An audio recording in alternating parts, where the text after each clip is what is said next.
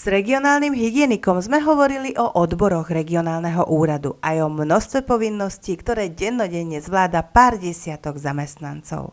V prípade pandémií sa ich pracovné nasadenie znásobuje. Dozvedeli sme sa aj to, že v našom okrese je prakticky stále niekde nejaká menšia malá pandémia alebo hrozba. Aktuálne sú to napríklad kliešte, ktoré môžu spôsobovať veľmi nebezpečné ochorenia.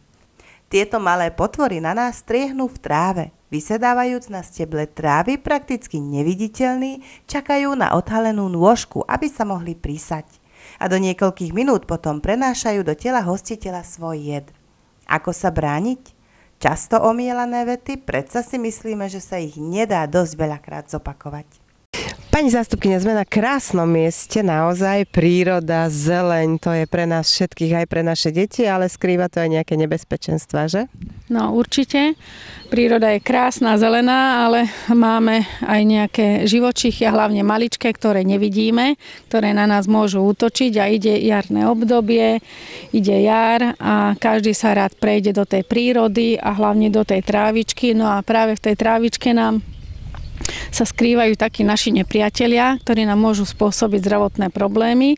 Jeden taký nepriateľ je aj kliešť, ktorý na nás môže zaútočiť. Všetci si myslia, že sú hlavne na stromoch, ale práve naopak. Oni na nás striehnú v tráve a hlavne na tých končekoch trávy, kde čakajú na toho svojho hostiteľa, kde by sa oni mohli prisať.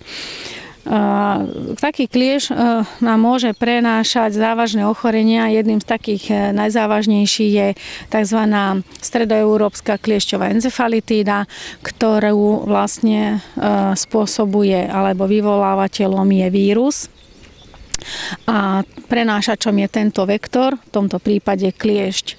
Kliešť je vlastne ten vírus u toho infikovaného kliešťa sa nachádza v slinách a ako náhle sa kliešť zahryzne do tej pokožky, tak už vlastne začne sať krv a tým, ako sa je krv, tak z tých slín sa ten vírus prenáša do organizmu človeka a vlastne už 2 hodiny po zaklieštení ten vírus prejde do organizmu človeka, čiže človek sa už infikuje.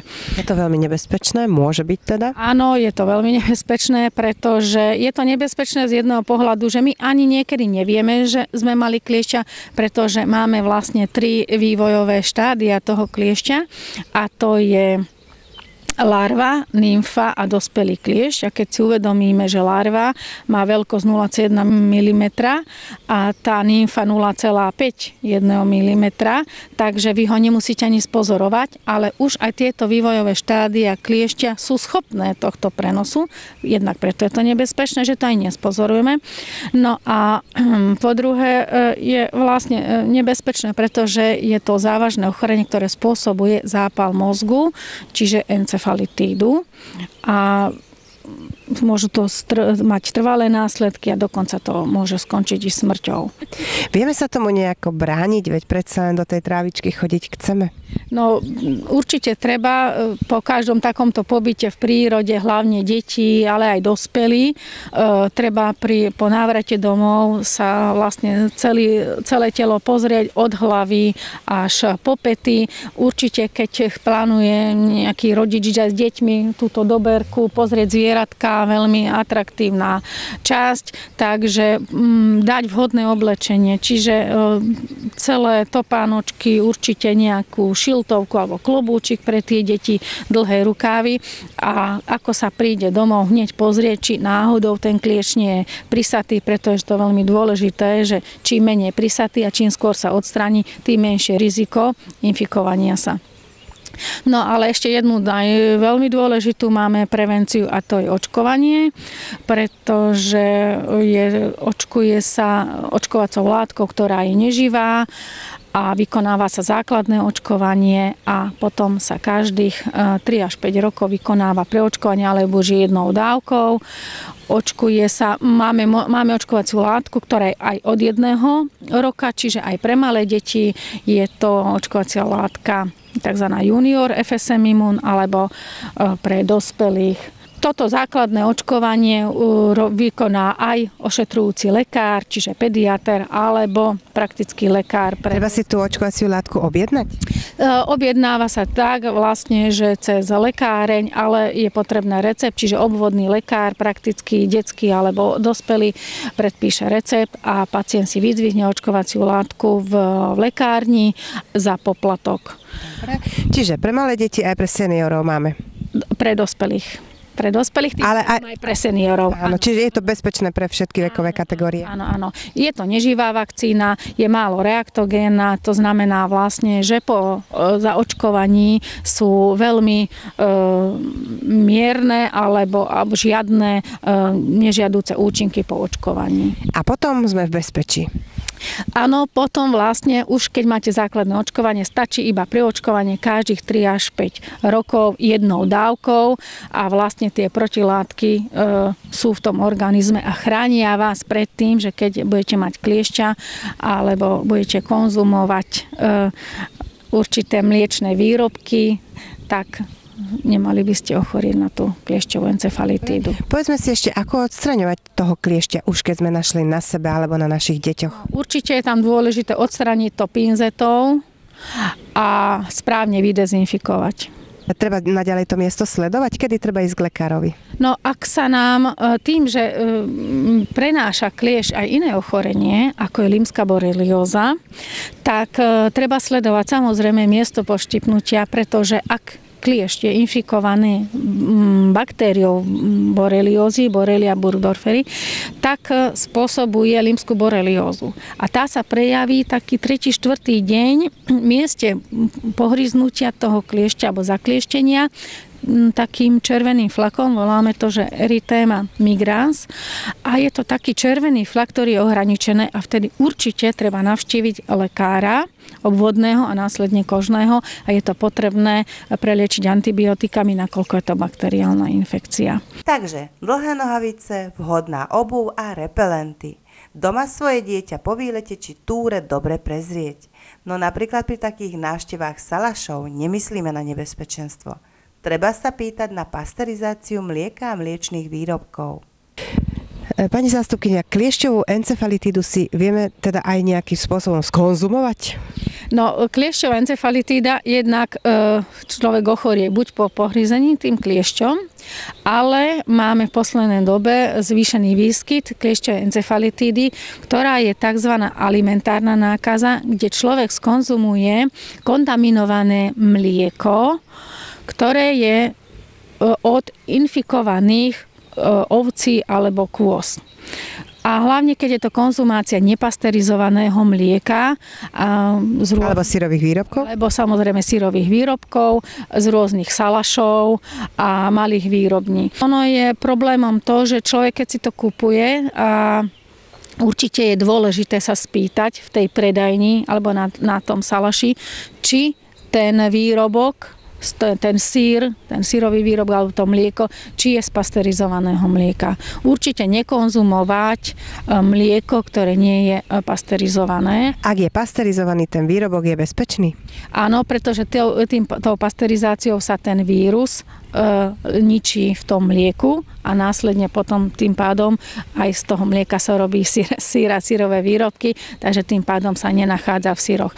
Treba si uvedomiť, že vlastne ten vírus, keď je na tej ovečke alebo na tej kozičke ten kliešť, ktorá infikuje tú kozičku a ovečku, tak ten vírus sa za 3-4 dní dostane do toho mlieka a 6 dní asi 6 dní je tá ovečka, kozička infekčná, čiže v tom mlieku sa 6 dní ten vírus nachádza a ak v tomto období sa podojí tá ovečka a kozička a urobí sa z toho syr alebo vypije sa nejaký výrobok z toho mlieka, ktorý nie je pasteurizovaný, tak vlastne sa človek môže nakaziť, čiže aj alimentárnou cestou. Patríme bohužiaľ medzi krajiny s najvyšším výskytom alimentárnych nákaz na kliešťovú encefalitídu. Je to určite aj tradícia, konzumácia týchto výrobkov a mlieka na salašoch a tým pádom, že je tomu vlastne vystavených viac ľudí, tak tým pádom nám viac ľudí aj ochorie samozrejme, pretože veľa ľudí konzumuje tie výrobky. Tuto určite si preveriť, čo jem, aký sír, odkiaľ a či to mlieko bolo pasteurizované. Aké sú také prvé symptómy, prejavy tohto ochorenia?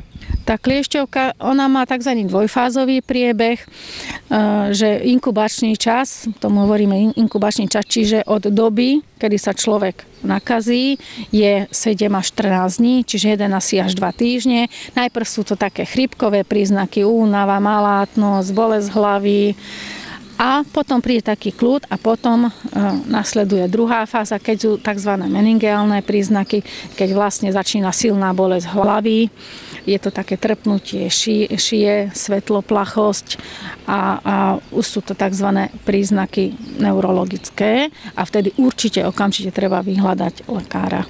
Tedy si ale možno, že ani nepamätáme, že sme jedli nejaký syr.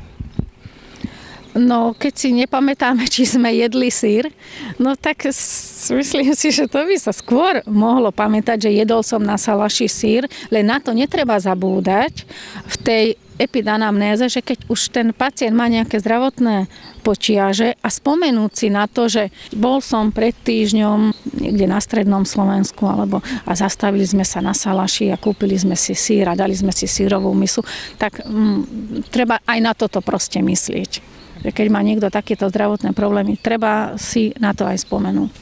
Hovorili ste ešte aj takú zaujímavosť, možno zo života zvieratiek, že tá kozička je viac vystavená nebezpečenstvu kliešťov? No ani nie, že vystavená, ale ovečka má na tom svojom kožuchu ten lanolín, kde vlastne ten kliešť nemá až takú ľahkú cestu sa na tú ovečku chytiť, ale ovečka zase spása takto pekne lúky.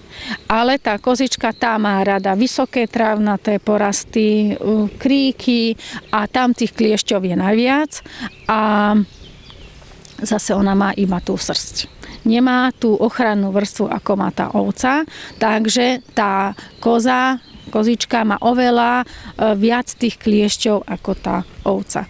A miestami na tých salašoch tie výrobky robia aj z miešaných mliek. Áno, určite, pretože iné množstvo dáva ovečka, iné množstvo dáva koza a keď v tom stáde sú ovce a veľmi často aj tie kozy, tak vlastne veľakrát neoddelujú to mlieko, dajú to spolu a tým pádom sa môže to mlieko skôr kontaminovať. Takže chrániť sa, kontrolovať, čo papáme, čo ešte môžeme pre seba urobiť? No, pre seba určite to očkovanie na tú kliešťovú encefalitídu. Bohužiaľ na tú lymskú boreliózu očkovacia látka zatiaľ nie je. Viem o tom, že je vo vývoji, na tom tí vedci pracujú, aby bola, ale zatiaľ nie je. Používať repelenty, dneska máme už aj repelenty, ktoré nie sú až také toxické, čiže správny odev, použiť repelent aj na tie šaty, na to ošatenie, mať vhodnú pokrývku hlavy a po prírode sa treba skontrolovať, či nemám náhodou toho kliešťa.